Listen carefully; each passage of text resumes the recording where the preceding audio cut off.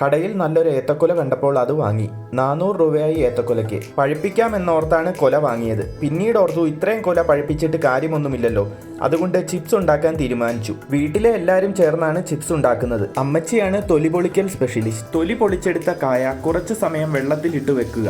അതിനുശേഷം ഒരു തുണി വെച്ച് അത് തുടച്ചെടുക്കുക. കായയുടെ പുറത്തുള്ള കറ പോവാൻ വേണ്ടിയാണ് ഇങ്ങനെ ചെയ്യുന്നത്. വെളിച്ചെണ്ണയുടെ വിലക്കയറ്റം മൂലം പാം ഓയിലാണ് യൂസ് ചെയ്തത്. തിളച്ച എണ്ണയിലേക്ക് കായ ചെറുതായി അരിഞ്ഞിടുക. അരിഞ്ഞിട്ട കായ ഇടയ്ക്കിടയ്ക്ക് ഇളക്കി കൊടുക്കണം, അല്ലെങ്കിൽ കായകൾ തമ്മിൽ ഒട്ടിപ്പിടിക്കും. കലക്കി വെച്ച ഉപ്പുനീർ ഈ ചിപ്സ് തിളയ്ക്കുന്ന എണ്ണയിലേക്ക് നിങ്ങൾക്ക് ഒഴിച്ചു കൊടുക്കാം. കായ ചിപ്സ് ഉണ്ടാക്കാൻ ഏറ്റവും നല്ലത് വെളിച്ചെണ്ണ തന്നെയാണ്. പക്ഷേ 1 ലിറ്റർ വെളിച്ചെണ്ണയ്ക്ക് ഇപ്പോൾ 440 രൂപയോളം ഉണ്ട്. ഞാൻ 3 ലിറ്റർ പാം ഓയിൽ വാങ്ങിയതിന് 400 രൂപയിൽ താഴെയേ ആയുള്ളൂ. ചിപ്സ് കരിഞ്ഞു പോകുന്നതിന് മുന്നേ തന്നെ എണ്ണയിൽ നിന്ന് കോരിയെടുക്കാൻ ശ്രദ്ധിക്കണം. ചിപ്സ് നല്ല ഗോൾഡൻ കളർ ആകുമ്പോൾ നിങ്ങൾക്ക് എണ്ണയിൽ നിന്ന് കോരിയെടുക്കാം. എണ്ണയിൽ നിന്ന് എടുക്കുന്ന സമയത്ത് ചിപ്സിന് ഒരു ക്രിസ്പിനെസ് ഉണ്ടാവണമെന്നില്ല.